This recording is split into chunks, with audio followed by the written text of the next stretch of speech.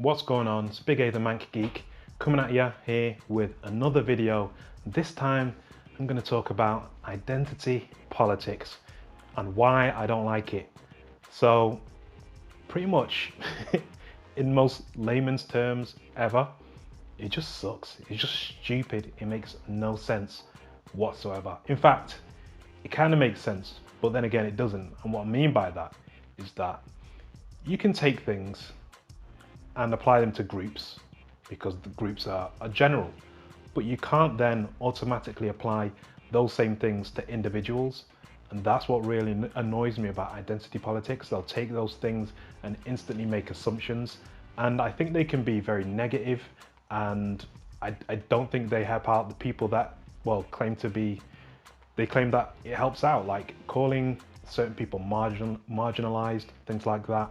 I think it's stupid because self-fulfilling prophecy, pretty much. If you believe you are marginalized and people keep telling you you're marginalized, you may only ever be marginalized. You see how that's crazy? What you want is people to think that they can do whatever the hell they want. They can go out there and conquer the world as long as they put time and effort into what they do and just go at it at full throttle. And they can achieve pretty much, a human being can pretty much achieve anything if you kind of release the shackles and limitations of the mind. I know that sounds like some trippy, hippie nonsense, but if you say, look, I know you're not good at drawing, but here's a pad of paper, practice until you get good. Someone can get good and then they can put their work out there and people hopefully love it. If they don't, they can move on to something else. We as human beings we're malleable. We can change, we can transform, we can evolve, we can become more than what we were.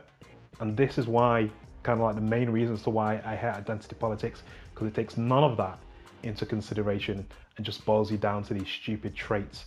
We're all familiar with the phrase that you can't judge a book by its cover, yet people are doing that straight away. They're going, okay, you're this, so that means you're bad, you're that, so that means you're good, and it's dumb. And identity politics and geek spaces is even dumber because it creates an other, it creates an enemy. And I think some people like having enemies, so they create enemies, and then anyone who disagrees with them, who's from a certain group, they will, just say that they're not really of that group, or somehow say that they're not proper. And I hate that. It's just so stupid. And it's just, I guess, intellectually dishonest. It's just an easy way to dismiss someone, and it's disrespectful. And I think you have more in common with people than you realize. I also think that just because someone is different in some way, shape or form, it doesn't stop us from interacting with one another, because we may be completely fine with that other person not being the same as us.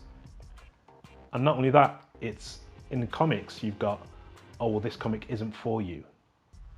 And I'm like, what does that even mean? I mean, I know the words you're saying, but what the hell does that mean? Because surely you'd want as many people to read a specific comic as possible.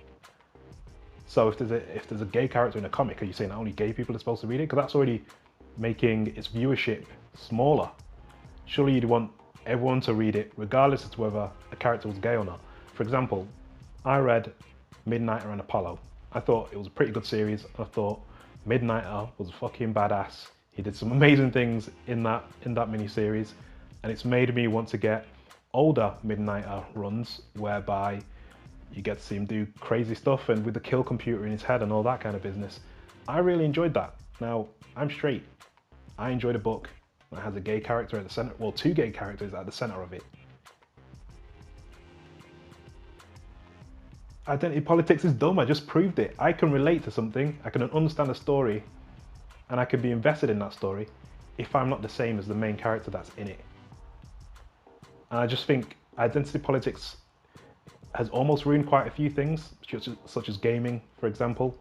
There are kind of other geek things going on whereby you've got identity politics injected, and it's just it's all kind of ruining it for fans, and lines are being drawn and people have got the pitchforks and whatnot. But in comics, it's much more obvious to see. I think because you're seeing it happen in a much smaller community, and it's odd. And I think the video, not to name drop or anything, but by Diversity in Comics, about the subreddits where they said that have no mention of like Comicsgate related things, it just goes to show that people are willing to ignore things that are clearly obvious and right in front of them, but it's okay when certain people do it, and it's not okay when another group of people do it. But criticism is not harassment. I know criticism en masse may feel like harassment, but it isn't.